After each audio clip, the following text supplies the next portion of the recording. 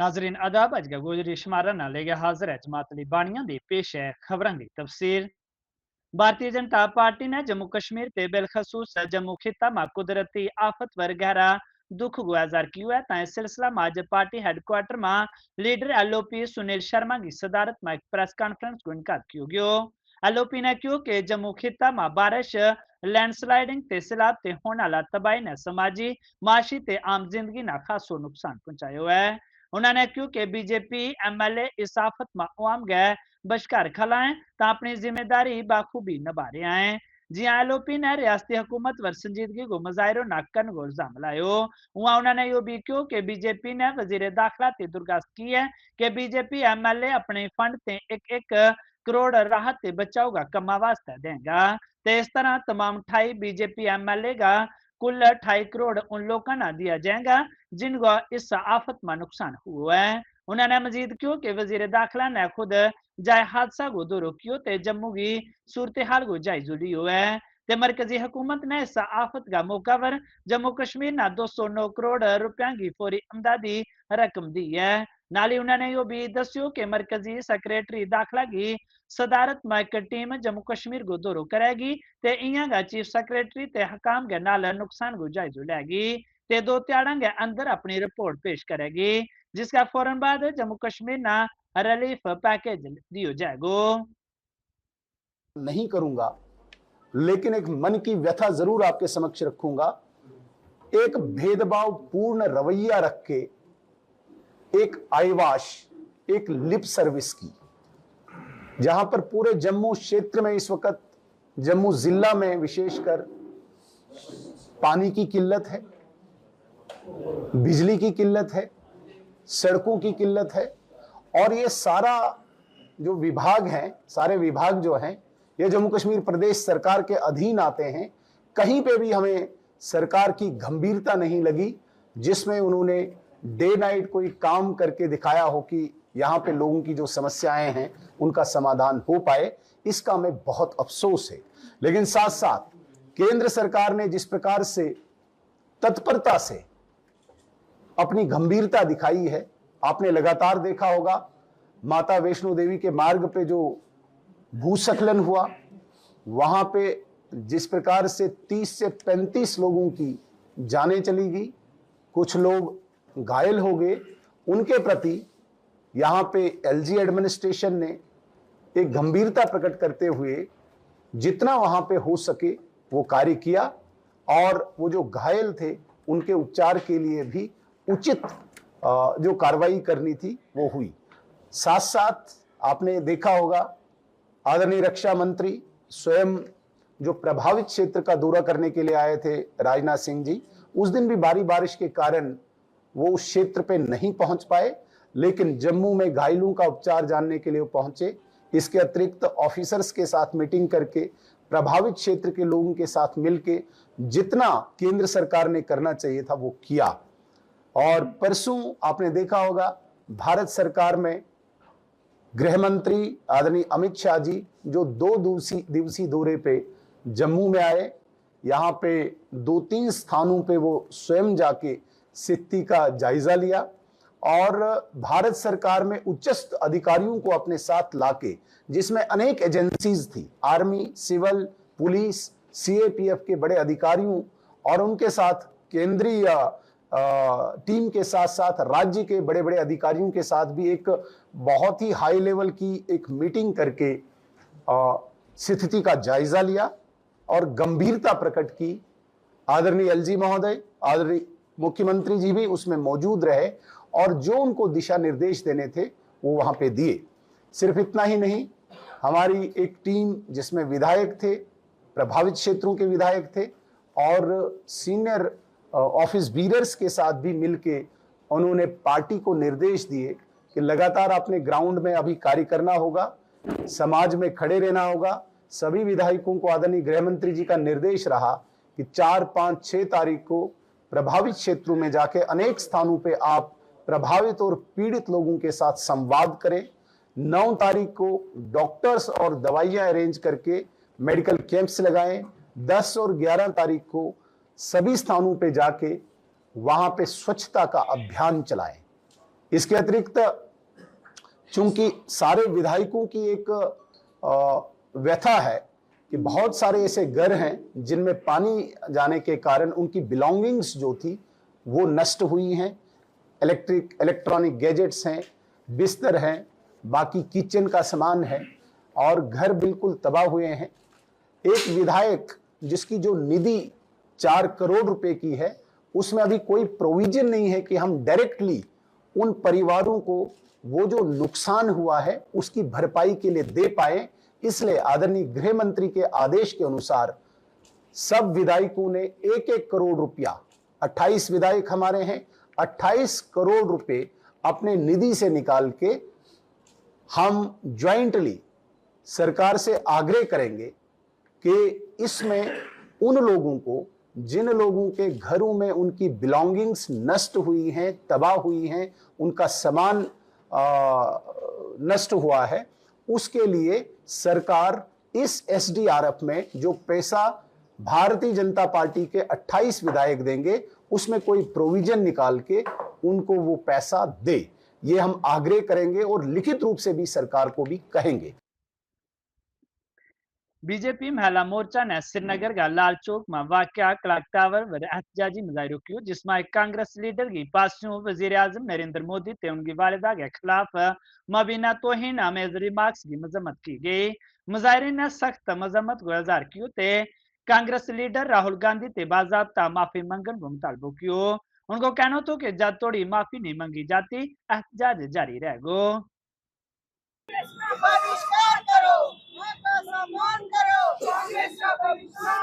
Congress party ने परसों बद शब्द अपने मुंह से बोला है, उस चीज के लिए हम ये प्रोटेस्ट कर रहे हैं। बद शब्द को लेकर जानना चाहेंगे, वजाहत के साथ थोड़ा सा बताइए क्या शब्द।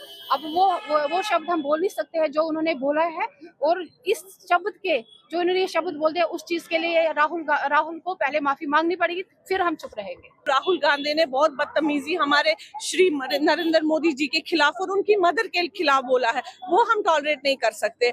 माँ ऐसी शक्ति होती है, माँ एक बच्चे को जन्म देती है। माँ आज अगर हमारे प्राइम मिनिस्टर साहब वो अपनी माँ की वजह से है ना, तो माँ को टारगेट क्यों कर रहे हैं? अपोजिशन में वो कुछ भी बोले लेकिन माँ को वो टॉलरेट, हम माँ का बर्दाश्त नहीं कर सकते हैं।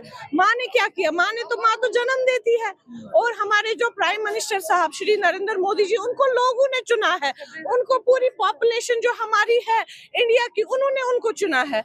तो उससे लोगों को क्या, अपोजिशन में वो बोले कुछ भी बोले, कभी कुछ बोलते हैं कभी कुछ बोलते हैं, लेकिन फिर भी हमारे जो प्राइम मिनिस्टर साहब है वो रहेंगे इंशाल्लाह। आने वाले दौर में भी हमारे पीएम नरेंद्र मोदी जी ही रहेंगे। राहुल गांधी अपने आप को बता रहा था कि मैं बहुत पढ़े लिखा हूँ, फॉरेन कंट्री से वो पढ़ के आया है। यही संस्कार है उसके अंदर कि एक माता जी जो इस दुनिया में भी नहीं है, जो स्वर्गवास हो चुकी है, और उनके लिए खिलाफ इस तरीके से अल्फाज यूज करना, क्या यही संस्कार दिए गए हैं?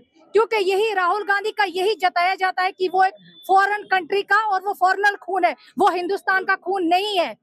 सोनिया गांधी जी जो थी वो फॉरेन कंट्री की थी, वो अंग्रेज भाई थी। वो अंग्रेज जो है उनके अंदर ये संस्कार देते हैं अपने बच्चों को कि जो माताजी इस दुनिया में भी नहीं है उसके खिलाफ इतना गलत तरीके से अल्फाज यूज किए गए। यही पहचान है कांग्रेस की।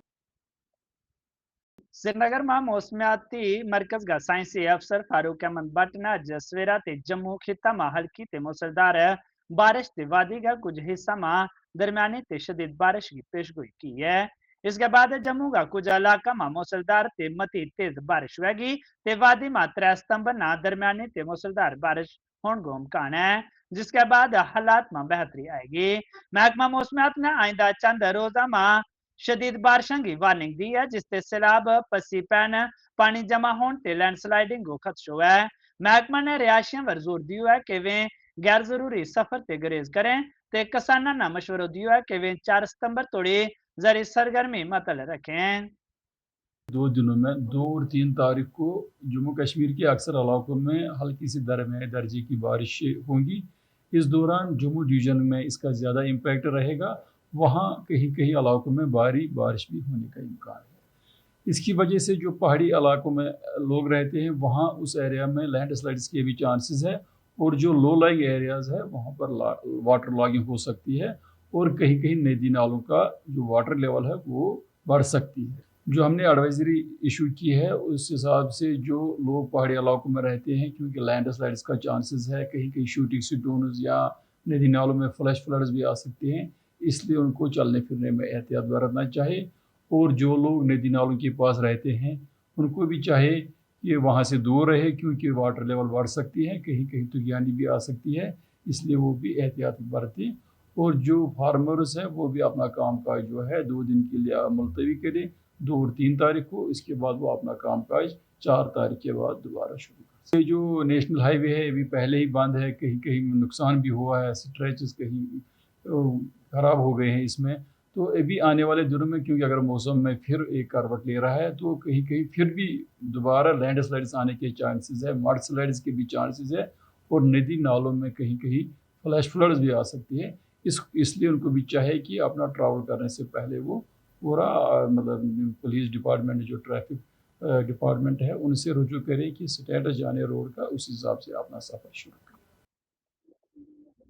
कठुआ जिला का बनेगा माशवा ग्राम सलाम एक खानदान बेकार हो गयो तो क्यों जे कमजोर तामीर ते सड़गा नाकस राबता की वजह ते उनको 3 मंजिला मकान टह गयो तो अगर चाहे इंतजामिया ने इब्तदाई रले फरम कियो है वर खानदान ना सेहतियाब होना मुश्किल हो रही है, खासतौर पर क्यों जे किताबा ते यूनिफॉर्म के बगैर उनका बच्चा की तालीम मुतासर हो रही है।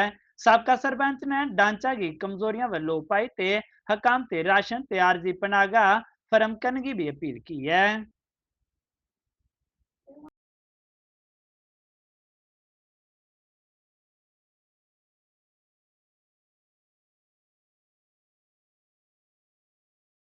उप्परा रोड है भाई ना सारा घर गिरिया और भरना है साढ़े मल्लेदार है खड्डे अक्का शक्का लाएगी ना सी कोई पता नहीं मेरा टब्बर भी अंदर रह जाना अक्का शक्का मारी है ना सी बाहर खड्डे थुआ इतना मिन्नत करना घर बनाना भी देश गरीब आदमी ने मजूरी करी घर बनाया था घर अड्डी गया सब कुछ पास ही जाना। इधर सर बारिश लगी और ब्रेस्ट वाल गिर के नीचे आ गया सर। मैंने इनको 3 साल पहले बोला था वहाँ इधर खतरा है मुझे, इसको ठीक करो। ये आते थे देख देख के चले जाते थे सर। कोई भी मायने रोड वाले ने कुछ नहीं किया सर, सब गलती है रोड वालों की है सर। ना मेरा मकान 10 साल पहले बना था, रोड बाद में निकला सर। तभी मैंने बोला वहाँ इसको इस रोड को वहाँ नीचे करो सर। इन्होंने नहीं मेरी इन्हें सुनी नहीं सर, अपनी मान मर्जी की रोड ऊपर निकाल दिया। और बाद में इनको फिर भी बोला मैं इसको पक्का डंगा होना चाहिए वहाँ। इन्हें पक्का डंगा भी नहीं सर किया था, निकाल चल बस आते थे चले देख के चले जाते थे सर बस। उस समय कौन कौन था यहाँ पे अंदर जब ये सर मेरा परिवार सारे थे, हम 5 बंदे थे पूरे अंदर बैठे थे। फिर बंदा सर आया ऊपर से आया, उसने इतना पत्थर डाला टीन पे। मैं बाहर निकला, बोला इधर से भागो भागो भागो, ये ऊपर से पस्सी आ रही है। फिर सर तब परिवार को ऐसे निकाल दिया मैंने, और अंदर से एक गौ बच्ची पीछे से निकाले। पत्थर आते आते चलो बहुत मुश्किल से सर निकले हम। अभी कहाँ रह रहे हो? सर किसी के घर में रह रहे हैं सर, सामान समून सब तबाह हो गया, किसी के घर में रह रहे हैं सर। सरकार की तरफ से कोई मदद अभी सर पटवारी साहब आए थे, 2 कंबल दिए, 3 गद्दे दिए, 10 किलो चावल दिए सर, बाकी कोई कुछ नहीं दिया सर। तो क्या डिमांड करना चाहिए? सर कर मुझे घर बना दे बस, बाकी क्या करना सर। मेरा 20 लाख का नुकसान हुआ सर। 3 छत मकान था। मजदूरी करते सर मैं लेबर का काम करता हूँ, मजदूरी करता हूँ सर, बाकी कुछ नहीं करता हूँ। कितनी मुश्किल से घर बनाया सर 30 साल मैंने घर बनाते लगाए सर, पूरे 30 साल सर। और टाइल थी सर, दो छत में टाइल थी सर, आप देख सकते हो मौके पे टाइल लगी थी सब कुछ सर। 3 छत, ये लेंटर भी सर तबाह हो गया, मेरा पूरा घर तबाह हो गया, सामान कुछ नहीं निकला सर। बहुत मुश्किल से सर मैंने 30 साल लगाए थे सर घर बनाने के लिए, अब अभी कुछ नहीं सर ऊपर से ब्रेस्ट वाले का हुआ था और ऊपर से ब्रेस्ट वाला है और घर के ऊपर बड़ा है और सब कुछ घर के अंदर ही रह गया। हम भी बड़ी मुश्किल से घर से बाहर आए, नहीं तो हम भी घर के नीचे आ जाते। और सब सामान वगैरह यहीं पे है। और अब कहाँ रह रहे हैं आप? अब हम दूसरे घर पे रह रहे हैं। पड़ोसी घर में रह रहे हैं? यस, अब हम दूसरे अभी घर पे तक हैं। आपको कोई मदद मिली हो प्रशासन की तरफ से?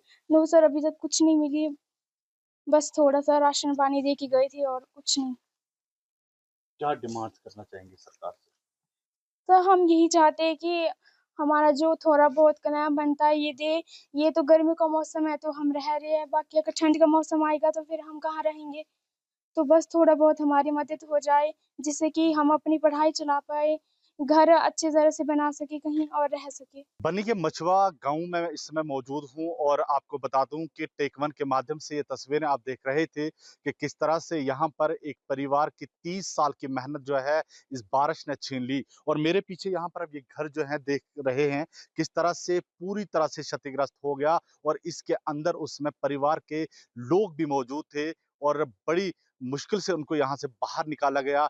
अब ये बेघर हो चुके हैं और यहाँ पर पास में पड़ोसी के घर में इस समय ये रह रहे हैं और ऐसे में लगातार यहाँ से ये मांग कर रहे हैं कि सरकार हमारी मदद करे। और यहाँ पर आप तस्वीरों में देख भी सकते हैं कि किस तरह से बच्चे अपनी बुक्स को ढूंढते नजर आ रहे हैं और उनके आंखों में आंसू हैं और एक उम्मीद की किरण जरूर है। जिस तरह से उन्होंने प्रधानमंत्री नरेंद्र मोदी से यहाँ से मांग की कि हमें बुक्स दी जाए, हमें घर दी जाए, हमें सहायता दी जाए। और लगातार यहाँ पर इस तरह की बारिशों ने बनी में तबाही मचा रखी और ऐसे में 5 दिनों के बाद जब नेटवर्क बहाल हुआ और ग्रामीण क्षेत्रों से लगातार इस तरह की तस्वीरें जो है वो सामने आ रही हैं।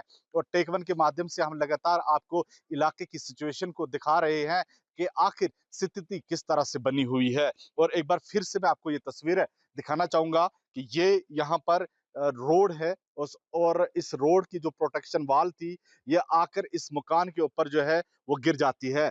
और यहाँ पर उस समय घर के सारे परिवार के लोग थे और बड़ी मुश्किल से उनको बाहर तो निकाला गया, लेकिन जो घर के अंदर जो सामान था वो सब कुछ इस त्रासदी के बाद जो है वो बर्बाद हो चुका है। अब देख सकते हैं किस तरह घर के लोग यहाँ पर अभी भी मौजूद हैं और आसपास के पड़ोस के लोग वो भी यहाँ पर मदद के लिए पहुंचे हैं और धीरे धीरे घर का सामान को जो है वो बाहर निकाला जा रहा है। और यहाँ पर पूर्व सरपंच हैं, उनसे भी बात कर लेते हैं कि क्या कुछ जानकारी है, इलाके में कितना नुकसान हुआ है, इन शॉर्ट में बताइए। देखो, जहाँ जितना भी नुकसान हुआ है, हम जहाँ पहुँचे हैं, ट्रिपल स्टोरी ये बिल्डिंग थी। एक पूरी मतलब 30 साल की कमाई जो है जहाँ मिट्टी में मिल गई है। और ये जितना भी नुकसान हुआ है ड्यू टू कारण रोड कनेक्टिविटी के कारण हुआ। जो PMGSY रोड है, उन्होंने अगर ब्रेस्ट बाल सही दी होती, ड्रेन पक्की बनाई होती, शायद ये नुकसान ना होता। इलाके में और कितना नुकसान और इस इलाके में जितना भी नुकसान हुआ है ड्यू टू कारण जो रोड है, रोड कनेक्टिविटी के कारण हुआ है। क्योंकि ब्रेस्ट बाल है, आर बाल है और ड्रेनेज जो है वो सिर्फ और सिर्फ उन्होंने बिल बना के चले गए। सिर्फ और कच्ची ब्रेस्ट बालें दी।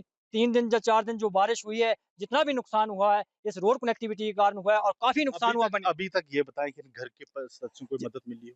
जितने भी जहाँ घर के हैं जो बोल रहे हैं कि जहाँ पटवारी साहब आए थे, पटवारी साहब ने 2 जहाँ कंबल दिए हैं और बाकी इनको कुछ नहीं मिला है। लेकिन मैं एडमिनिस्ट्रेशन से रिक्वेस्ट करना चाहता हूँ कि इनको इमीडिएटली जो है वो राशन मिलना चाहिए और बैठने का इनको टेंट जो है, बैठने का इनको इमीडिएटली जो है बंदोबस्त किया जाए। और हमारी तरफ से टोटली इनको मैं इनको एक विश्वास दिलाना चाहता हूँ कि जो जहाँ का जो नुकसान हुआ है, मैं फॉरेस्ट डिपार्टमेंट और रेंजर साहब से ये कहूँगा कि जितनी भी इनको लकड़ी है टोटली फ्री दिया जाए और एडमिनिस्ट्रेशन की तरफ से इमीडिएटली जो इनको रेड क्लास का पैसा है इमीडिएटली इनको मिलना चाहिए, ताकि आने वाले टाइम में ये 1-2 महीने के अंदर अपना घर जो है बना सकें। बहुत शुक्रिया जानकारी देने के लिए। और यहाँ पर आप देख सकते हैं कि किस तरह से परिवार के लोग जो है बेघर हो चुके हैं। कहीं ना कहीं मदद की एक उम्मीद जो है अभी भी बची है, क्योंकि प्रशासन की तरफ से थोड़ा बहुत यहाँ पर राहत सामग्री जो है पहुंचाई गई, जिसके बाद ये लोग यहाँ पर अभी भी सरकार से एक उम्मीद की किरण जो है वो लेकर बैठे हुए हैं। और क्या स्थिति है और इलाके में लगातार हम टेक1 के माध्यम से आपको बताएंगे। मचवा गांव से टेक1 के लिए मैं हाफिज कुरैशी। बारिश के बाद पसी पैन की वजह से रजौरी मां कोड़ कंप्लेक्स की दर जाने वाली सड़क न गड्डियां की आवाजाही वास्ते बंद कर दी गई तो कोड़ रोड जेके बैंक स्टेट बैंक की मेन ब्रांच ते रजौरी का पुराना शहर ना जोड़ने वाली सड़क ना बंद होने आम लोगों ना परेशानी को सामना करना पियो। टेक1 का नामानगर कई उमलों ने इस बारे में तफसील न जानकारी दे रहे हैं। शहर का हमारा जो मेन रास्ता है जो शहर को इंटर करता है, यहाँ पे ऑनरेबल कोर्ट है, यहाँ पे एकदम ये रास्ता जो ये गिर चुका है। ये बात समझने वाली और मानने वाली कि जम्मू कश्मीर के अंदर बहुत बड़ी एक पानी की आफत आई हुई है। पूरा जम्मू कश्मीर इसके लपेट में आया हुआ है। इसमें कोई ऐसी बात नहीं है, ये तो कुदरत की कहर है। इसमें किसी का मैं ये किसी का कसूर नहीं कह सकता, ये तो कुदरत की कहर है। मैं यही कहूँ इस विषय पर बोलूँगा कि ये जो हमारी एडमिनिस्ट्रेशन है बहुत अच्छी एडमिनिस्ट्रेशन है, डिस्ट्रिक्ट एडमिनिस्ट्रेशन, इसका कोई मुकाबला नहीं। डिप्टी कमिश्नर साहब बड़े यंग हैं यहाँ के उनकी जो एडमिनिस्ट्रेशन है बड़ा अच्छा कार्य भी कर रही है, लेकिन ये इमरजेंसी जो रास्ता है इसको कोई ऐसा ढंग किया जाए ताकि इसको किसी तरह रिलीफ मिले, ताकि लोग बन जाए इमरजेंसी में, ताकि लोग सफर दिल्ली की जनता सफर ना करे, क्योंकि कोर्ट में हर किसी को हर दिन आना है। कोर्ट एक ऐसी जगह है जिसको हर व्यक्ति को आना पड़ता है। और दूसरा, यहाँ का जो शहर का जो रास्ता तहसील है, यहाँ पे बैंक है, यहाँ पे सब सिस्टम यहाँ से, शहर पूरा यहाँ से ही आता है। लोग जो आते हैं बाहर से यहाँ से आते हैं, तो ये इमरजेंसी जो ये प्रॉब्लम है, इसको हमारे डिप्टी कमिश्नर साहब या जो भी लोग इस लाइन के हैं, डिपार्टमेंट के पीडब्ल्यूडी डिपार्टमेंट है या और लोग भी जो हैं, इसको किसी तरीके से ये लोगों की जो परेशानी है इसको दूर करें, ताकि लोगों को थोड़ा जो आपस में जो सिस्टम है वो ठीक ढंग से निभा सके। सड़क है ये पहले की थोड़ी थोड़ी गिरी हुई थी, तो एडमिनिस्ट्रेशन क्या चाहती है कि पूरी गिरे तो फिर हम इसको ठीक करें। ये उल्टा, एक तो ज़्यादा गिरने से खर्चा भी होगा गवर्नमेंट का, अगर पहले ये ठीक कर देते तो इतना खर्चा नहीं होना था। तो इसका मतलब एडमिनिस्ट्रेशन सोई हुई है, उसको ये नहीं पता कि ये कोर्ट रोड है, लोगों को आना जाना है, सिटी है, कोई अगर कल कोई बीमार हो जाए तो वो आए जाएगा कैसे। नमस्कार, आप देख रहे हैं टेक वन, मैं हूं कयूम लोन। इस वक्त कोर्ट कम्प्लेक्स के नीचे हम खड़े हैं। जैसे कि आप जानते हैं कि पिछले 15-20 दिनों में लगातार जम्मू कश्मीर में मूसलाधार बारिशें हो रही हैं, और बीती रात जो है ये आप देख रहे हैं कि पूरी रोड जो है ये पूरी स्लाइडिंग की वजह से पूरी रोड बह गई है। कोर्ट कम्प्लेक्स के नीचे ये रोड जो है जो कनेक्ट करती है कोर्ट को, उसके बाद हेड ऑफिस जो है पोस्ट ऑफिस, उसको जेके बैंक है, स्टेट बैंक है और बाकी के तहसील है, और ये बीती रात को ये पूरी रोड जो है बह गई है। अब यहाँ के वकला हजरात व मकामी लोगों ने ज़िला इंतज़ामिया से अपील की है कि फौरी तौर पर इस ओर तवज्जो दी जाए ताकि जल्द से जल्द ये रोड जो है रिस्टोर हो। कयूम लोन, टेक वन, राजौरी। बीएसएफ फ्रंटियर जम्मू ने सैलाब ते मुतासरा रिहायशियों की मदद वास्ते ट्राई पोस्ट आरएसपुरा में एक मुफ्त तबी कैंप को इनकाद किया है, जिसमें सेहत को मुआयनों ते मुफ्त अद्वियात फरम की गई है। डीआईजी मेडिकल सुखजिंदर ने डॉक्टरों की एक टीम के नाल मरीजों को मुआयनों किया ते जरूरी अद्वियात तकसीम की। उन्होंने क्योंकि सैलाब के बाद का हालात अक्सर बीमारियों का फैलन को खतरों बद रही है, ते बीएसएफ ना खाली सरहदी हिफाजत वास्ते पुरज़म है, बल्कि उसकी तरह का इकदाम के जरिए सरहदी इलाका की कम्युनिटीज की सेहत का तहफ़्फ़ुज़ वास्ते भी पुरअज़म है। पानी चढ़ा हुआ है, लोगों के गांव घर डूब गए हैं, उन सब में बीएसएफ बढ़ चढ़ के खुद भी कर रही है और सिविल एडमिनिस्ट्रेशन के सहयोग से भी काम कर रही है। तो आज यहाँ पर जो कैंप लगाया गया इसके बारे में बताएं। इस कैंप का उद्देश्य ये है कि कुछ तो जो अफेक्ट हुए हैं, जिनको कोई छोटी मोटी चोट आई हो, किसी तरीके का बुखार या कुछ ऐसा हो गया हो, और उनका इलाज करना, उसमें सहायता देना, सिर्फ देखना ही नहीं, दवाई भी दे रहे हैं हम लोग, टेस्ट भी कर रहे हैं, और साथ साथ में पब्लिक को ये अवेयर करना कि इस बाढ़ के बाद क्या बीमारियां होने की आकांक्षा रहती है, तो उनसे प्रिवेंट करना अपने आप को, ताकि कम से कम लोग बीमार हों और कम से कम हानि हो। बीएसएफ की तरफ से जो कैंप लगाया गया था ये एक लोगों के लिए काफ़ी फ़ायदेमंद है। तो बीएसएफ की तरफ से जो टाइम पे कई ऐसे कैंप लगाए जाते हैं और ये लोगों के लिए काफ़ी फ़ायदेमंद होते हैं, खासकर जो आज अभी जो पूरी दुनिया के लिए, जब खासकर जम्मू कश्मीर के लिए एक बहुत बड़ी आपदा आई है, जैसे बरसात पिछले दिनों से काफ़ी चल रहा है, तो इसके लिए मैं समझता हूँ कि ये कैंप जो है ये और भी बहुत फ़ायदेमंद हो सकता है। तो मैं अपनी तरफ से और अपने पूरे इलाके की तरफ से बीएसएफ का बहुत बहुत धन्यवाद करता हूं जो ऐसे कैंप लगाती है।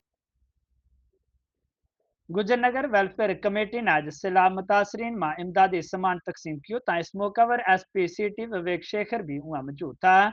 उन्होंने क्योंकि गुजरनगर वेलफेयर कमेटी की पासियों मतोई नेक कम क्यों जारी हुआ है, ते आज यो पहली बार नहीं है, बल्कि हर मौका पर कमेटी आवाम की मदद वास्ते तैयार है।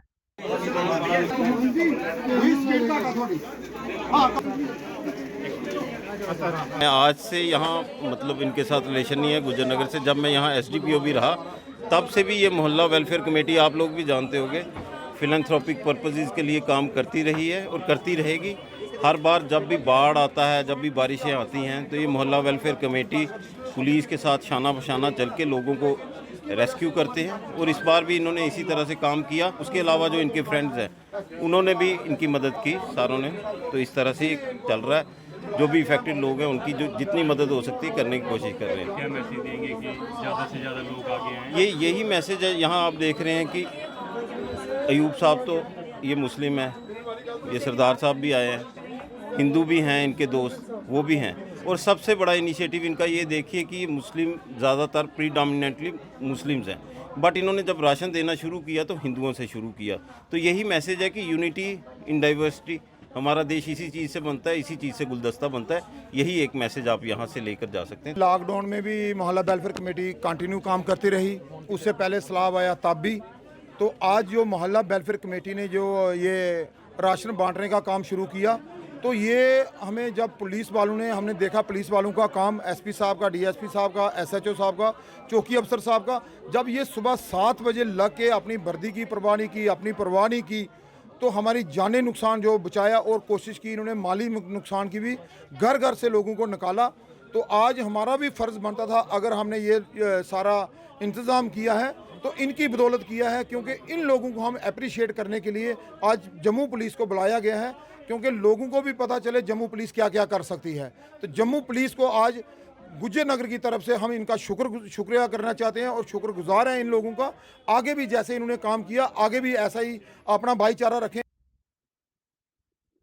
जम्मू का दुर्गानगर का रिहायशिया ने इलाका में जारी पानी का बहरान के खिलाफ एहतजाजी मुजाहिरों की राजेंद्र नगर में एक नमो ट्यूबवेल निस्ब होने पानी का टैंक लाया जाने के बावजूद मकामी लोगों ने क्योंकि वे गुज़ाश्ता 15 त्याड़न ते पानी की मुनासिब फराहमी के बगैर जदोजहद कर रहे हैं। मुजाहिरीन ने मुतासरा अफराद के नाल हमदर्दी को इज़हार किया ते मसलो हल न करने वाले इंतजामिया ने तनकीद को निशाना बनायो। उन्होंने दावो किया कि आर्जी इकदाम के बावजूद पानी जरूरतमंद तोड़ी नहीं पहुंच रही है। लोगों ने हुकूमत से मुतालबा किया कि फौरी तौर पर पानी की फराहमी बहाल करने वास्ते इकदाम किया जाए। जूझ रहा है, ये हम आज की बात नहीं कर रहे, ये तो आपदा आ गई, नेचुरल कलामिटी है। उन लोगों के साथ हैं जो इसमें सफर, हम उनके साथ भी हैं, मगर दुर्गानगर जो है पिछले 32 साल से सफर है। अब जो यहाँ पर जो नया भी ट्यूबवेल बना है, इसका पहले था डिस्चार्ज 10,000 गैलन, ये ड्रॉप होके आ गया 6,000 गैलन, ये भी बंद हो गया। उधर से राइजिंग मैन भी डैमेज है, हमारा कोई सोर्स नहीं था पिछले 10-15 दिनों से, कोई सोर्स नहीं पानी का। अब इन्होंने यहाँ पर गवर्नमेंट ने जो प्राइवेट टैंकर जो अपने अंडर ले लिए, जो यहाँ पर अब ये इन्होंने डिस्ट्रीब्यूशन का जो स्लिपें रखी हैं, वो भी सारा इन्होंने जिस तक पहुँचना चाहिए था, जो सफरर है, जो दुर्गानगर जो लोग हैं, जिसको पिछले 10-15 दिन से पानी नहीं मिल रहा है, उसको बेचारों को हाथ साफ करने के लिए हमारे बुजुर्ग जो है उनको हाथ साफ। अब जो राइजिंग मैन जो डैमेज है उसमें इन्होंने फास्ट ट्रैक पर करना चाहिए था, मगर खाली हम ज़हूर साहब जो जेई हैं वो अपने पर्सनल लेवल में बहुत एफर्ट करके पाइपिंग का लाई है, मगर वो उनका पर्सनल एफर्ट है। ऊपर से कोई जो बड़ा ऑफिसर है उसका कोई योगदान नहीं है, उनमें सपोर्ट नहीं है, उनको नहीं मिल रहा। वरना फास्ट है, ये आपदा है, मर रहे हैं लोग यहाँ पर। इनको डिपार्टमेंट को शेम, इस डिपार्टमेंट के लिए जिन्होंने लोगों को तरसा रहे हैं पानी के लिए। अब हम यहाँ पर जो डिस्ट्रीब्यूशन का स्लिप है वो उस तक नहीं, परसों भी नाम लिखा है लोगों ने, कल भी नाम लिखा है, उन तक वो टैंकर ही नहीं पूछ रहे। हमें पता नहीं वो टैंकर का उसका हिसाब दे हमें, वो कहाँ गए। पिछले 36 साल से यहाँ है और हमने कभी भी ऐसी आपदा कभी भी ऐसा नहीं देखा था। जो फ्लड भी आए, नेचुरल कैलेमिटी भी है, ठीक है, हम मानते हैं, लेकिन 15 दिन हो गए, 15 दिन से पीएचई डिपार्टमेंट इसका रेक्टिफिकेशन नहीं कर पाया है और इतनी सफ़र कर रहे हैं। हम हमारे बीमार लोग हैं, बीमार लोगों को पीने के लिए बाहर से 20 रुपये का बोतल लाना पड़ता है। और वाटर टैंकर जो प्राइवेट हैं सर, प्राइवेट वाटर टैंकर को इन्होंने बंद कर दिए हैं, वो भी नहीं देते। हम कहाँ जाएंगे, तरस रहे हैं, एक एक ड्रॉप के लिए हम तरस रहे हैं। हम गवर्नर साहब से, एडमिनिस्ट्रेशन से, बड़े लोगों से रिक्वेस्ट करते हैं, हमको पानी दो, हमको इंसाफ दे दो। शंकरनगर का लोकन नरवाल में वाक़या जल शक्ति महकमा के खिलाफ एहतजाजी मुजाहिरों की जम्मू में शदीद बारिशों से पैदा होने वाला बहरान के बशकार हकाम व लापरवाही को इल्जाम लायो। मीडिया से गलबात करता हुआ मकामी लोगों ने दस्यो कि गुज़ाश्ता 10 त्याड़ा से बार कॉल करने के बावजूद कोई जूनियर इंजीनियर जहां असिस्टेंट इंजीनियर दफ्तर में मौजूद नहीं थो। शंकरनगर वार्ड नंबर 49 में 11 त्याड़ा से कतरो पानी नहीं लभ्यो है। ते जम्मू का डिप्टी कमिश्नर की पासी प्राइवेट टैंकर व लाई गई पाबंदी ने सूरत हाल न मजीद खराब कर दी हुआ है। मुजाहिरीन ने पानी की सप्लाई की फौरी बहाली से अमदादी इकदाम को मुतालबा किया है। हो गए 10 से 11 दिन हो गए हैं, खास करके हम अपनी बाढ़ शन्नी रामा, पहले तो पूरा एरिया एडजाइनिंग एरिया भी इसी में आता है। ये जो बाढ़ है 49 शन्नी रामा, इसमें नरवाल जो है हमारा एक स्टेशन है, या वो बोरिया से पानी आता है। अब बोरिया में सबको सिचुएशन का पता है कि वहाँ तवी में क्या हालत हुए हैं, लेकिन कुछ चीज़ें ऐसी थी जो प्रशासन को मिल बैठ के उसके विषय में सोचना चाहिए और लोगों को पानी पहुंचाना चाहिए। ना तो ये पानी वहाँ से यहाँ ये रिस्टोर कर सके हैं, ना हो रहा है। नहर का पहले इन्होंने बोला 4-5 दिन पहले कि हम नहर को जो है वो फिल्ट्रेशन प्लांट में डाल करके, और जो 4 पंप वहाँ से चल रहे हैं वो उनमें डाल करके, चूँकि सफ़ेद पानी भी चाहिए, वो फिल्टर करके लोगों को देंगे। पाइपें टूटी हुई हैं। हमारा शंकर नगर की पाइप जो है वो शन्नी रामा जो लकड़ मंडी है वो पाइप टूटी हुई है। आप यकीन मानिए आज तक वो पाइप नहीं जोड़ सका। आप मुझे ये बताइए कि पानी अगर थोड़ा बहुत आ भी जाए तो वो पाइप क्यों नहीं जुड़ रही है। पूरी शन्नी रामा और भी लोग हैं, ये रिक्वेस्ट करते हैं प्लीज़ डीसी साहब इस आर्डर को रिवोक कीजिए और आप अपने जेई बिठाइए उन जगह पे जहाँ पीएचई की पर्ची जाती है, सबसे पहले पीएचई का टैंकर भराओ। लेकिन जो लोग पैसे से ले रहे हैं उनको भी लेने दो ना। 11 दिन से शंकर नगर मोहल्ला वार्ड नंबर 49 में पिछले 11 दिन से एक बूंद पानी भी नहीं मिल रहा है। ना तो पानी की पीएचई की सप्लाई आ रही है, ना ही टैंकर आ रहे हैं, क्योंकि डीसी साहब ने जो आर्डर निकाल दिया कि कोई भी प्राइवेट टैंकर जो है वो पानी नहीं देगा। तो डीसी साहब आपने अपनी मैनेजमेंट देखनी चाहिए थे कि आपके पास क्या सोर्सेज हैं कि आप लोगों को पानी दे सकेंगे। अब तो लोग बेचारे मुताज हो गए हर चीज़ से, जो लोग पेमेंट करके भी पानी ले सकते थे, आप वो भी हाथ बंद करके अपने घरों में बैठे हैं कि हमें पानी नहीं मिल रहा। अज का गुजरिश मारा बस इन्नो ही जमातली बानिया ना दियो इजाजत, रब रखो।